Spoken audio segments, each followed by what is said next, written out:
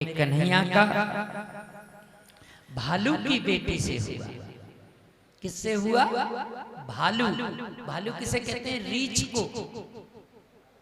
दूसरा विवाह मेरे गोविंद का भालू की बेटी से हुआ।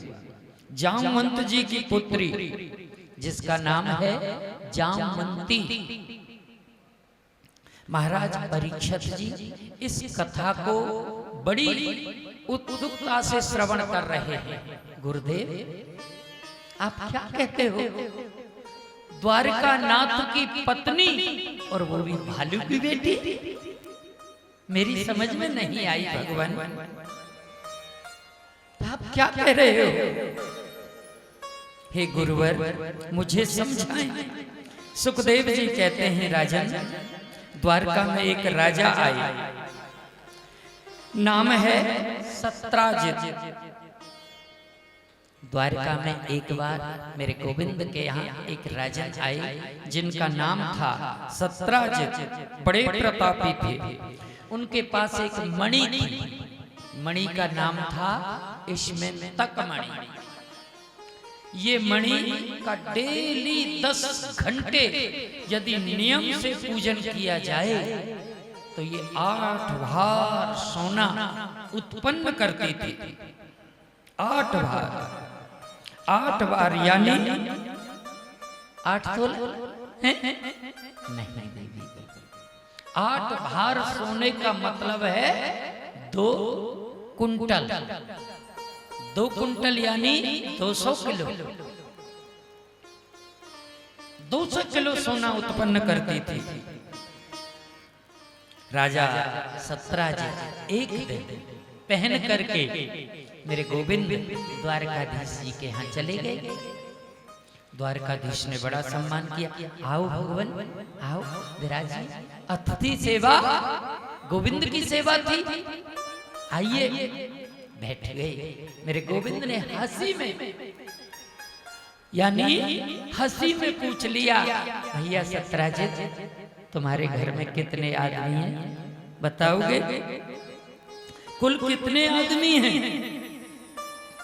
सत्राजित बोले एक मैं हूं, एक मेरी वृद्धा पत्नी है, एक छोटा भाई है प्रसेन, एक मेरी इकलौती पुत्री है सत्यभामा। बन की अच्छा। मेरे गोविंद ने कहा तो कुल मिला के 3.5 आदमी हुए। हाँ महाराज इतने ही हैं द्वारकाधीश। वन की इतनी मणि रखते हो 2 कुंटल सोने देने वाली। अरे भले आदमी इस मणि को तू हमारे खजाने में जमा करा दे तो संसार का भला हो जाएगा, संसार का कल्याण हो जाएगा, देश सेवा होगी, जनता की सेवा होगी, आनंद आएगा। ऐसा मेरे गोविंद ने वो मणि अपने लिए नहीं मांगा, समाज के कल्याण के लिए। आदरणीय सुखदेव जी कहते हैं कि महाराज सत्राजित ने मना कर यदि महाराज मैं ये मणि आपको नहीं दे सकता, कदापि नहीं दे सकता। भगवान करें कहते हैं कि यदि आपकी वस्तु है, जैसे भाई मैं मांग लूं आपसे वन की देवी देवताओं ये 1 दिन के लिए वस्त्र हमें दे दो, तो आपकी मर्जी है तभी तो दे पाएंगे। मेरे गोविंद ने कहा भैया सत्राजित आपको नहीं देनी मत दो, मैं तो समाज के कल्याण के लिए मांग रहा हूं, आपकी वस्तु है। चले गए। मेरे गोविंद अपने कार्य में व्यस्त हो गए। आदरणीय सुखदेव जी कहते हैं एक दिन उस मणि को सत्राजित के छोटे भाई प्रसेन ने गले में पहन लिया और गले में पहन करके दूर जंगल में शिकार खेलने के लिए चले गए। घने जंगल में पहुंचे तो शेर से सामना हो गया। शेर से सामना हो गया और शेर के हाथों प्रसेन की मृत्यु हो गई। बोलिए जय श्री। और शेर ने उस मणि को छीन लिया और मणि को ले करके शेर जाने लगे। उधर से जामवंत जी आ रहे थे। जामवंत जी ने देखा वह कि इस शेर पे तो बड़ा चमकीली वस्तु है। अब जामवंत जी की और शेर की दोनों का युद्ध प्रारंभ हो गया। जामवंत जी ने शेर को मार दिया और वो मणि ले ली। बड़ी चमकना है, इससे तो मेरी पुत्री खेलेगी, इससे मेरी बेटी खेलेगी जामवंती। और जामवंत जी उस मणि को लेकर के चले गए। सत्राजित को पता चला मन की मेरा भाई किसी ने मार दिया, मणि हत्या ली।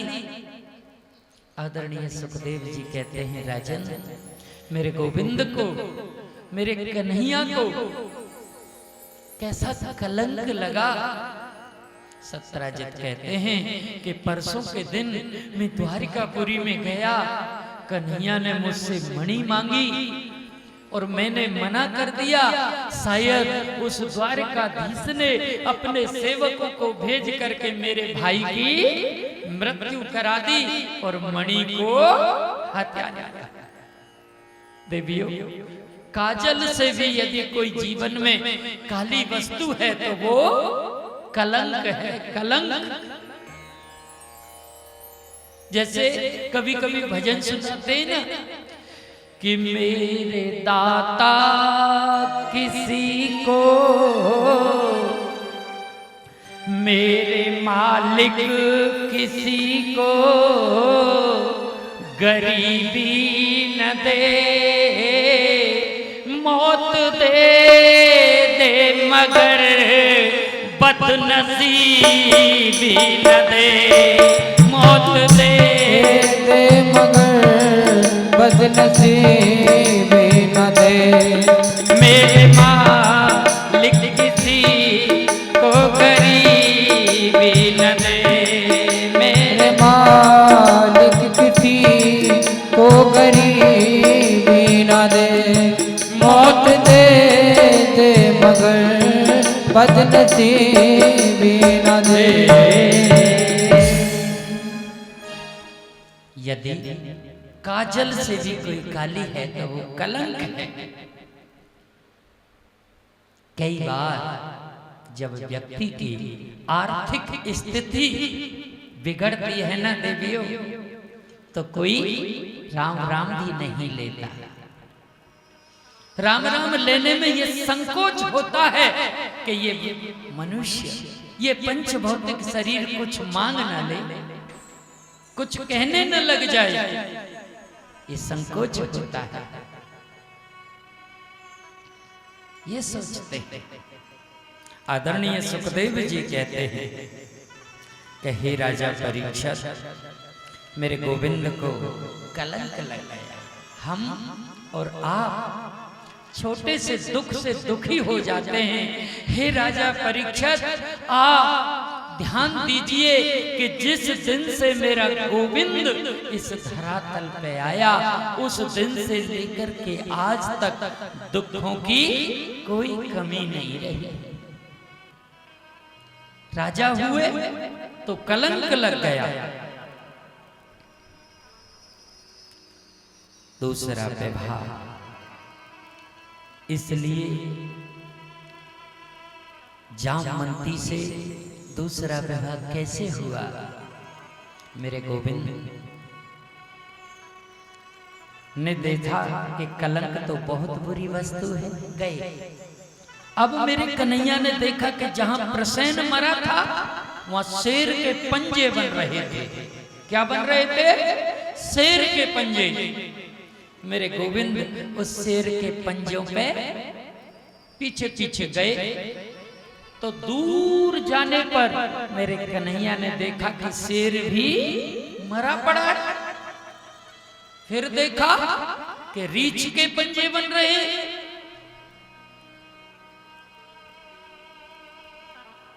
रीछ के पंजे बन रहे हैं।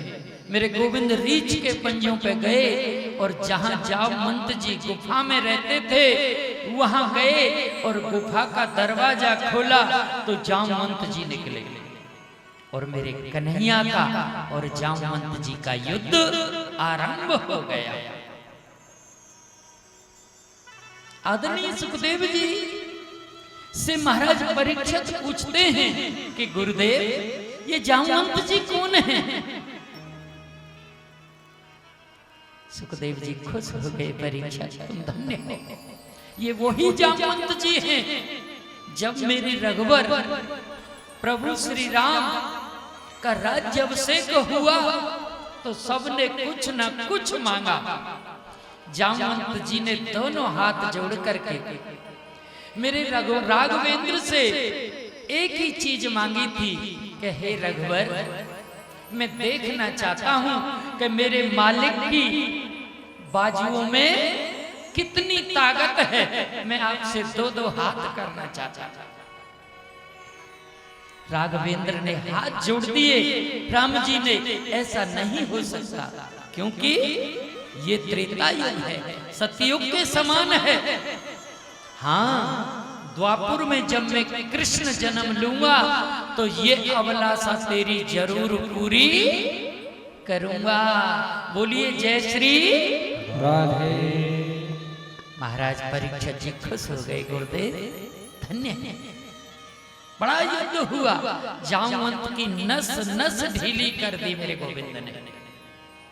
जामवंत जी पहचान गए, गुरुदेव तुम तो कोई कृष्ण नहीं हो, तुम द्वारकाधीश भी नहीं हो, तुम तो मेरे रघुवर हो, तुम तो मेरे राम हो प्रभु। और मणि क्या, मणि के साथ साथ मेरी पुत्री का भी पाण ग्रहण संस्कार करो मेरे गोविंद। ये मेरे प्रभु का दूसरा विवाह हुआ। तीसरा विवाह मेरे गोविंद का सत्यभामा से हुआ। मणि को लेकर के गए, प्रभु ने अपने मस्तक पर लगा हुआ कलंक खत्म कर दिया। सत्यराजित ने हाथ जोड़ करके कहा, गोविंद अब ये मणि भी ले जाओ और मेरी पुत्री भी ले जाओ।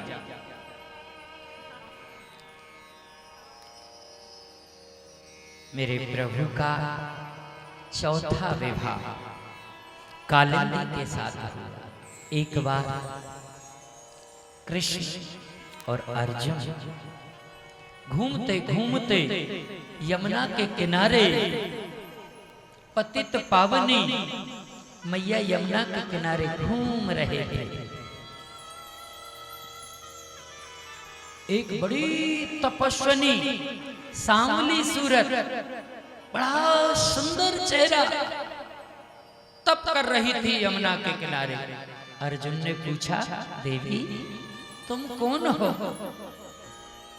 नितांग यमुना के किनारे रात्रि में तप कर रही हो। वन की मैं कृष्ण को पति रूप में पाना चाहती हूँ। अर्जुन बोला, वो तो मेरे साथ रथ में बैठा है, आओ। अर्जुन ने कालिंदी का हाथ मेरे गोविंद के हाथ में दे दिया और गंधर्व रीति से मेरे प्रभु का विवाह कर दिया। ये मेरे प्रभु का चौथा विवाह हुआ। पांचवा विवाह मेरे गोविंद का आदरणीय सुखदेव जी कहते हैं, बिंद और अरविंद दो भाई थे। इनके एक परम लाडली बहन थी मित्रवृंदा। पांचवा विवाह मेरे गोविंद का मित्रवृंदा से हुआ। छठवां विवाह मेरे प्रभु का नागनजिति से हुआ।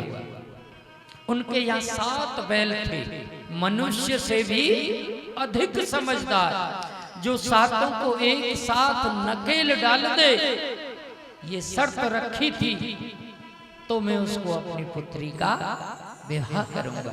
मेरे गोविंद ने ऐसा ही किया। 7 बैलों को एक साथ नकेल डाली। छठवां विवाह नागनजिति से हुआ। नागनजिति का एक नाम पुराणों में और भी है। हे राजा परीक्षित, नागनजिति को सत्या भी कहते हैं। सत्या ये नाम भी है इनका। एक राजा देवी नाम की स्त्री है।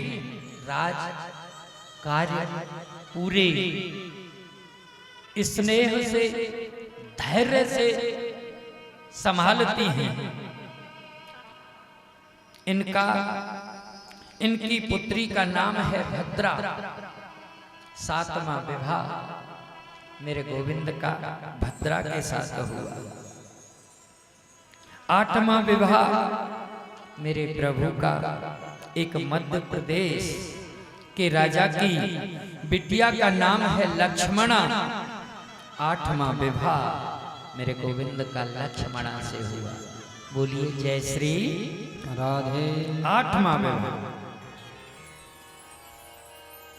आदरणीय सुखदेव जी कहते हैं, राजन एक भौमासुर नाम के दैत्य हुए। क्या नाम है? भौमासुर। कभी कभी आदमी अपने बल का दुरुपयोग करता है। कब करता है? जब खान पान सही नहीं रहता। भौमासुर किसे कहते हैं? यानी भूमि से जो उत्पन्न हुआ हो उसे भौमासुर कहते हैं। भूमि से निकला इसलिए उसका नाम भौमासुर पड़ गया। अब भौमासुर ने ये संकल्प किया कि 20,000 कन्याओं के साथ एक साथ में विवाह करूंगा। कितनी कन्याओं के साथ? 20,000 कन्याओं के साथ। बुद्धि विकृत हो गई। आदरणीय सुखदेव जी कहते हैं कि 16,100 राजकुमारियों को बंदी बना लिया भौमासुर और अपने बंदी गृह में ला के बंद कर दिया। 16,100 इतनी कन्याओं को बंदी बना लिया। ये सूचना मेरे गोविंद को मिल गई। मेरे कन्हैया आए, क्योंकि देवताओं यानी माता अदिति के छत्र कवच कुंडल को भी ये भौमासुर ही चुरा करके ले गया था। बड़ा विचित्र युद्ध छिड़ गया। मेरे प्रभु ने इसका भी उद्धार कर दिया। बोलिए बालकृष्ण लाल की जय हो। 16,100 राजकुमारियों को मेरे गोविंद ने मुक्ति दिलाई। बड़ा ध्यान देने का विषय है देवियों। 16,100 मुक्त हो गई। अब मेरे गोविंद के नेत्र सजल हो गए। क्यों? कि अब इन राजकुमारियों से कौन विवाह करेगा? सब जानते हैं कि ये तो भौमासुर की कैद में रह करके आई हैं।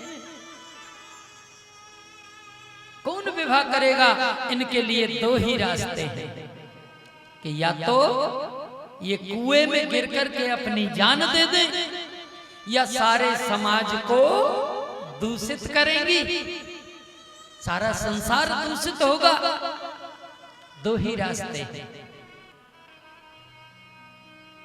संसार के कल्याण हेतु मेरे गोविंद ने संसार को दिखाने के लिए, आपको हमको ये समझाने के लिए कि जो मनुष्य रूप है वो सबसे उत्तम है, मेरे गोविंद ने हाथ जोड़ करके कहा कि आप 16,108 देवी यदि चाहें तो मुझे पति रूप में प्राप्त कर सकती हैं।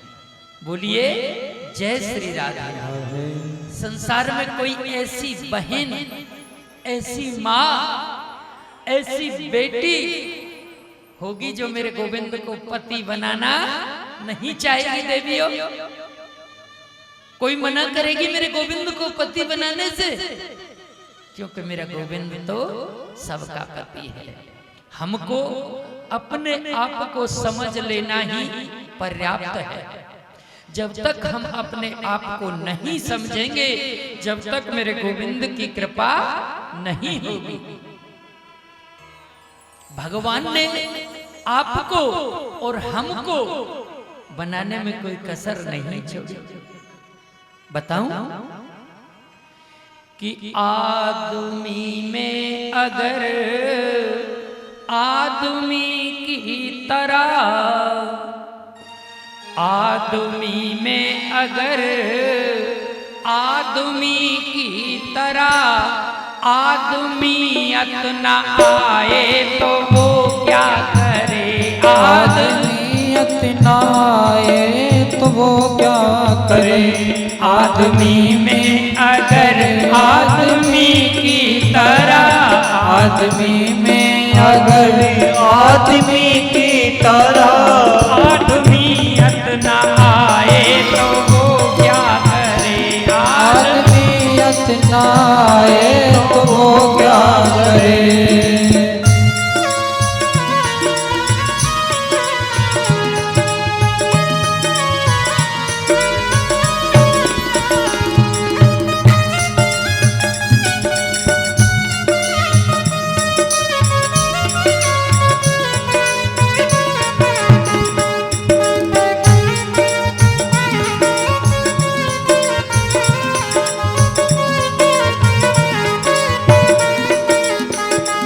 देने वाले ने दुनिया में हर चीज दी, देने वाले दुनिया में हर चीज दी, देने वाले ने दुनिया में हर चीज दी, देने वाले दुनिया में हर चीज दी। पाने वाला न पाए तो वो क्या करे? पाने वाला न पाए तो वो क्या करे? आदमी में अगर आदमी की तरह, आदमी में अगर आदमी की तरह आदमियत न आए तो वो क्या करे? आदमियत न आए तो वो क्या करे?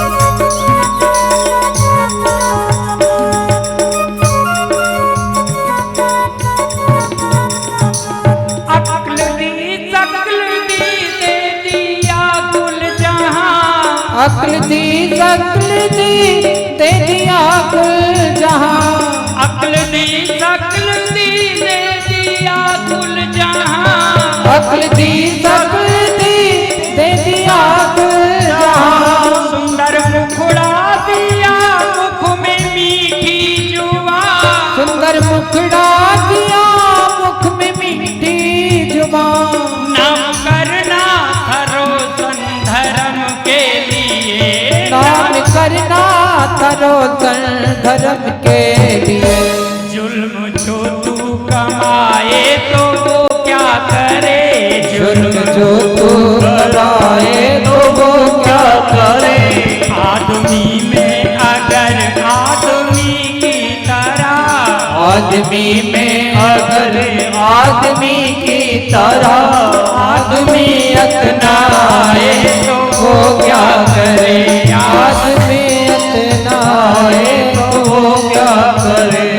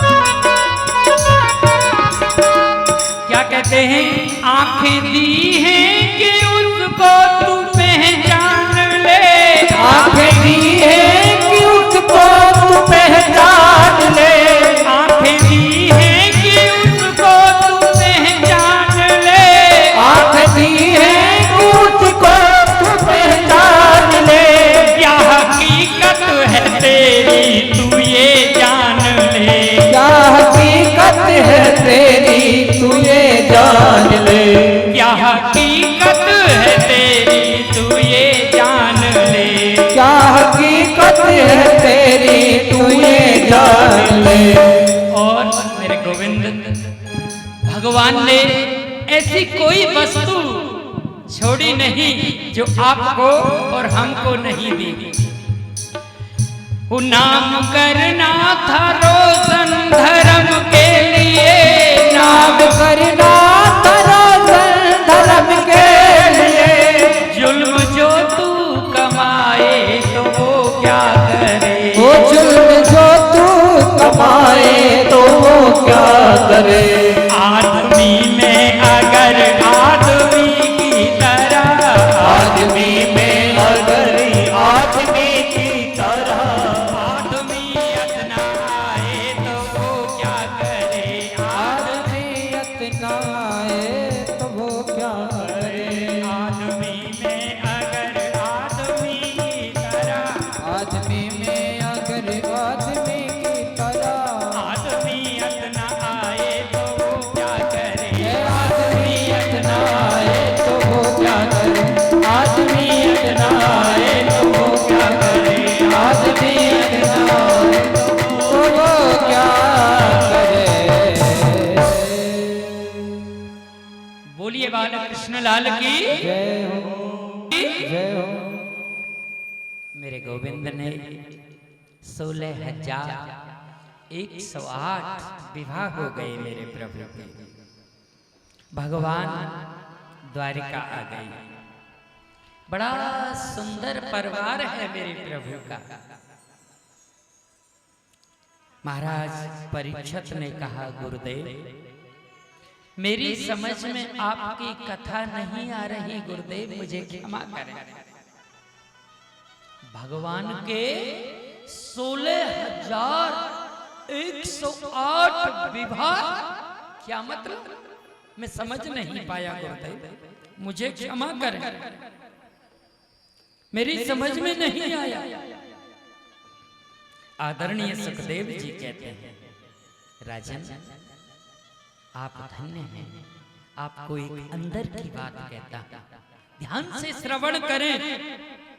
आदरणीय सुखदेव जी कहते हैं कि राजन मैंने 2 दिन पहले की कथा में आपको बताया ना कि हमारे वेदों के 3 कांड हैं। कितने कांड बताए? 3 कांड। पहला ज्ञान कांड। ज्ञान कांड के जो मंत्र हैं वो कितने हैं? 4000 ज्ञान कांड के मंत्र हैं, 4000।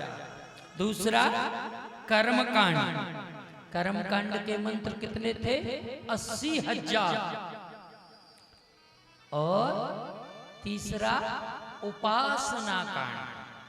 उपासना कांड के मंत्र कितने हैं? 16,000। उपासना कांड के जो 16,000 मंत्र हैं ना, हे राजा परीक्षित, वे 16,000 पत्नी उपासना कांड के 16,000 मंत्र हैं। बोलिए जय श्री राधे। 16,000। समीपे असनम उपासनम। आदरणीय सुखदेव जी कहते हैं कि परमात्मा के पास चले जाना, मेरे गोविंद के चरणों में ये शरीर का लीन हो जाना, यही उपासना है। आजकल एक वस्तु बड़े बार बार सुनने को मिलती है, पंडित जी, महाराज जी, हम जब जब भजन करने बैठते हैं ना, तभी मन दूसरी जगह चला जाता है। अरे तो मन तो जा रहा है ना, आप मत जाओ। भाव से जपो, कुभाव से जपो, मेरे गोविंद के हो जाओ। उपसमीपे असनम उपासनम, यानी परमात्मा के पास चले जाना, परमात्मा की कथा में अपने मन को तल्लीन कर लेना, मेरे गोविंद के चरणों में अपने आप को समर्पण कर देना ही उपासना है। और ये 16,000 मंत्र मेरे गोविंद की 16,000 पत्नी है। और आदरणीय सुखदेव जी कहते हैं राजा परीक्षित 100 प्रकार के कौन है? उपनिषद। उपनिषद कितने प्रकार के? 100 प्रकार के। वो वेदांत कि जिनमें कृष्ण भक्ति का 100 उपनिषदों में मेरे गोपाल की भक्ति का, मेरे कन्हैया की भक्ति का प्रतिपादन किया गया है। 100 प्रकार के जो उपनिषद हैं वो मेरे गोविंद के 100 पत्नियां हैं। बोलिए जय श्री राधे। एक एक विवाह समझ में आ रहा है ना? बोलो हाथ उठा के जय जय श्री राधे। देखो अब यहाँ तो आप लोगों से कुछ नहीं कहता, क्योंकि तुम वो जाने मैं तुम्हें जाना। बोलिए जय श्री राधे। ये मेरे गोविंद की कृपा है। एक एक विवाह आपके कानों के माध्यम से आपके अंतःकरण में उतर जाए तो ये जीवन समर जाएगा, आनंद आ जाएगा। 100 प्रकार के जो उपनिषद हैं वो मेरे गोविंद की 100 पत्नियां हैं। गीता में एक बड़ा सुंदर श्लोक लिखा है कि भूमि रापो नलो वायु खम वनो बुद्धिरेव च अहंकार इत्यमे विन्ना प्रकृतिरष्टदः। बड़ी सुंदर बात। 8 प्रकार की ये प्रकृति है। प्रकृति कितने प्रकार की है देवियों? 8 प्रकार की प्रकृति। 8 कौन कौन सी प्रकृति है? आदरणीय सुखदेव जी कहते हैं भूमि, जिस पर आप और हम विराजमान रहते हैं। कितनी सहनशीलता है भूमि में। भूमि पर बैठ करके भजन करो, भूमि पे बैठ करके होम करो और भूमि को प्रणाम मत करो, व्यर्थ है देवी। आसन को भी प्रणाम करना पड़ता है, भूमि को भी प्रणाम करना पड़ता है।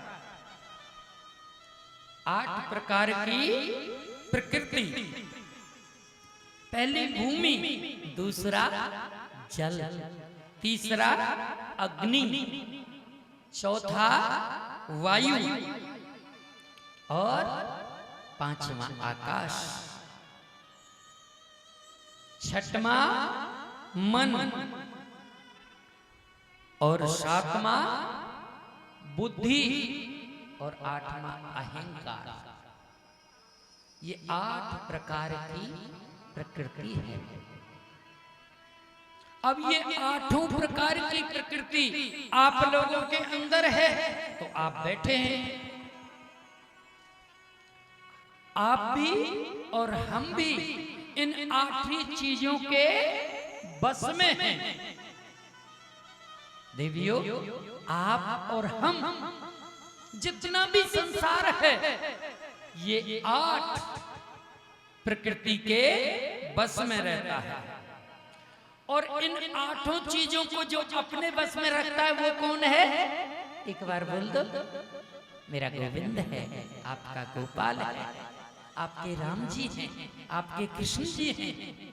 बोलिए भागवत महापुराण की।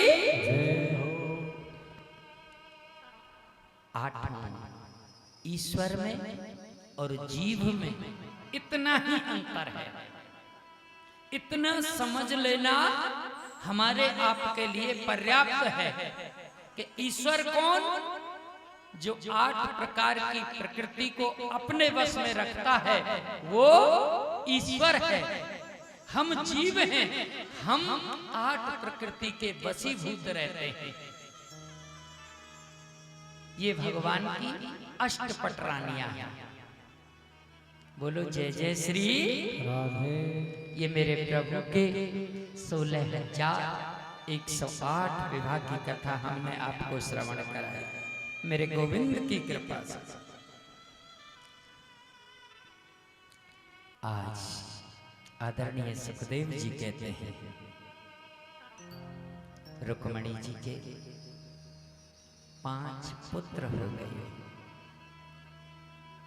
मंत्री से लेकर के संतरी तक, महामंत्री तक, कोई हर व्यक्ति केवल एक ही बात कहता है कि हमारे लिए यदि मालकिन मिले तो रुक्मणी जैसे मिले।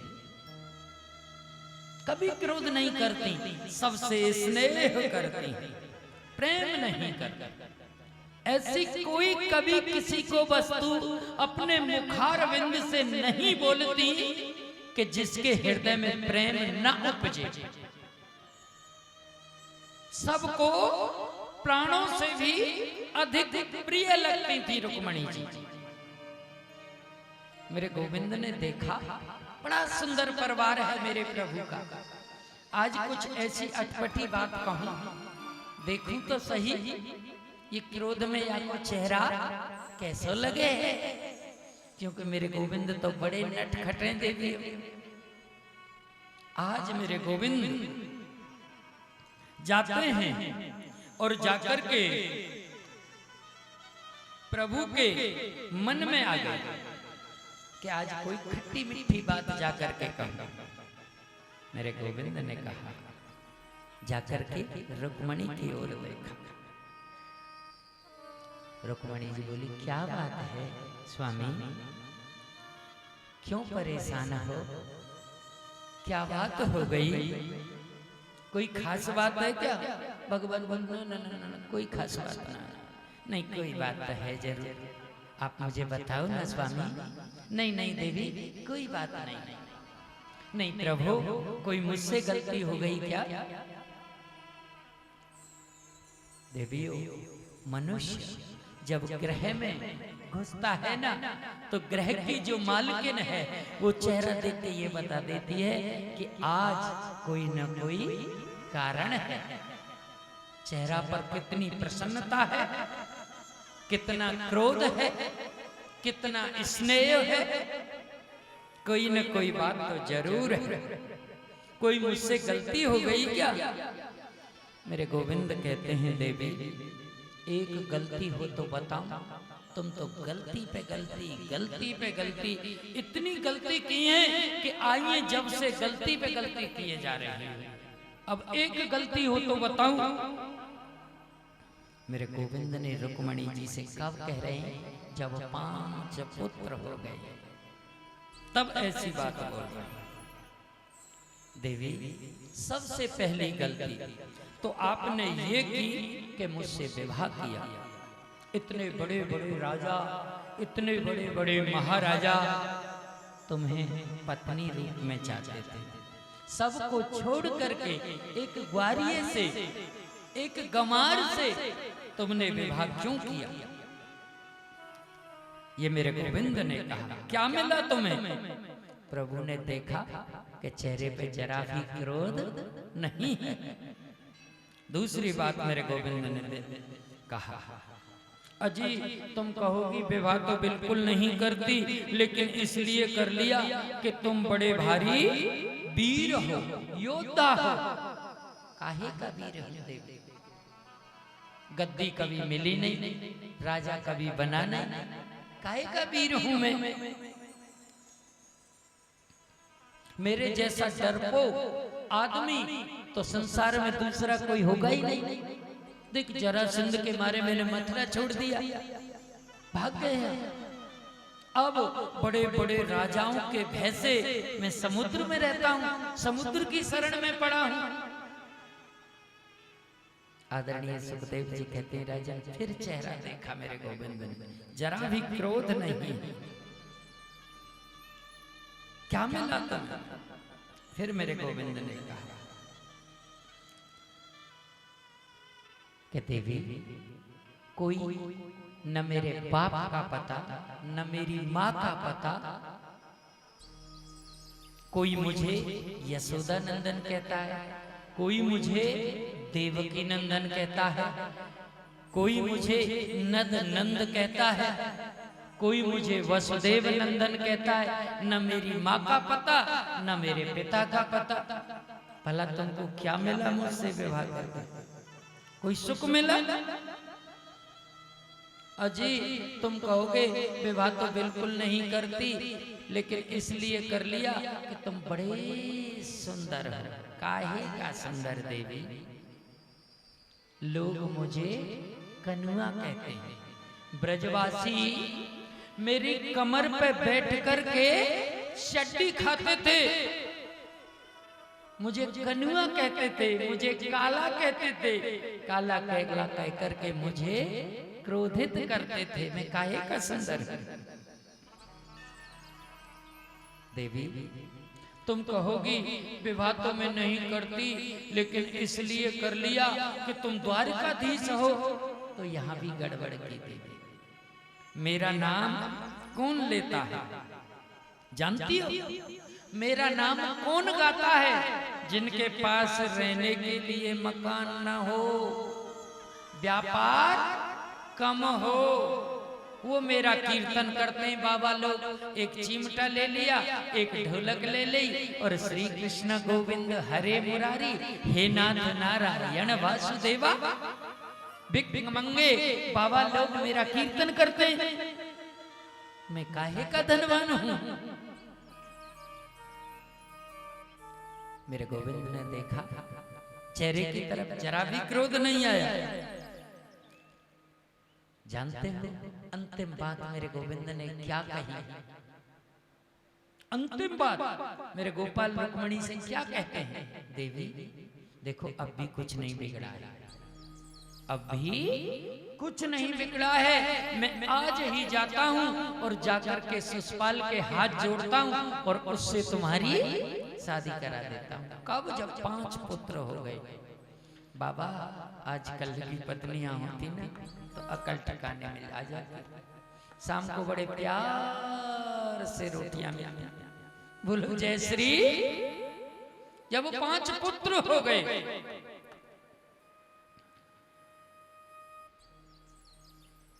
लेकिन कोई क्रोध नहीं किया। हाँ एक बात हुई। क्या हुई? कि रुक्मणी जी को मूर्छा आ गई, मूर्छित हो गई और गिर गई। मेरे द्वारका नाथ ने चतुर्भुज रूप धारण किया, 2 हाथों से रुक्मणी जी को अपनी गोदी में बिठाया और राजा परीक्षित को कहने लगे कि राजन, इस कथा के माध्यम से अपने नेत्र बंद करो और मेरे प्रभु के चतुर्भुज रूप के दर्शन करो। 2 हाथों पे रुक्मणी है, एक से पसीना पूछ रहे हैं, एक से हवा कर रहे हैं। बोलिए बाल कृष्ण लाल की। हवा कर रहे हैं। बोलिए चतुर्भुजी भगवान की। चैतन्यता राजन, जब चैतन्यता आई तो रुक्मणी जी जवाब देते हैं। ये आप लोगों के और मेरे समझने के लिए इतना महत्वपूर्ण है कि ये रुक्मणी के जवाब यदि हम अपने अंतःकरण में उतार लेना, देवियों जीवन संवर सकता है। कितना सुंदर जवाब देती हैं रुक्मणी जी। आपने प्रभु कुछ भी गलत नहीं कहा। आपने कहा मेरा और तुम्हारा मेल नहीं है, ये बिल्कुल सत्य कहा। हे गोविंद, हे कन्हैया, हे प्राणनाथ, इसमें जरा भी झूठ नहीं। वास्तविक मेरा और आपका मेल है ही कहां? दोनों हाथ जोड़ करके जवाब दे रही है रुक्मणी। दोनों हाथ जोड़े मेरे प्रभु के सामने। कहां तो मैं एक अबला स्त्री जो कि प्रकृति के बस में हूं, और हे गोविंद आप पुराण पुरुषोत्तम जो प्रकृति से परे है, मेरा आपका मेल है ही कहां? वो तो आपकी कृपा है जो आपने मुझे अपना लिया। स्वामी आप महान हो, ये मेरा सौभाग्य है। आपने कहा कि मेरे माता का पता नहीं, मेरे पिता का पता नहीं। प्रभु मैं आपसे एक बात पूछना चाहती हूँ। रुक्मणी जी पूछो देवी कि आपके भी माता पिता होते हैं क्या? कितनी सुंदर बात है कि आपके भी माता पिता होते हैं क्या? भला आप कभी किसी को माता मान ले, किसी को बाप मान ले, इसमें मेरा तो कोई कसूर है नहीं स्वामी, क्योंकि संसार के पिता और संसार के स्वामी तो मेरे गोविंद आप। इसमें मेरा तो कोई दोष नहीं प्राण वल्लभ। हाथ जोड़ करके जवाब दे रहे हैं। तीसरी आपने कहा कि मैं बड़े बड़े राजाओं के भय से समुद्र में रहता हूं, समुद्र के बीच में रहता हूं। रुक्मणी जी कहती हैं कि सत्यम भयादिप गुणेभ्यो उरु क्रमांतः सीते समुद्र अपुलंबन मात्र आत्मा नित्यम कदिंद्र गणे कित विग्रह स्तुतः त्वसेवकेन पयदं विद्युतं तमोऽद्धतम्। बड़ा सुंदर बोलती हैं रुक्मिणी।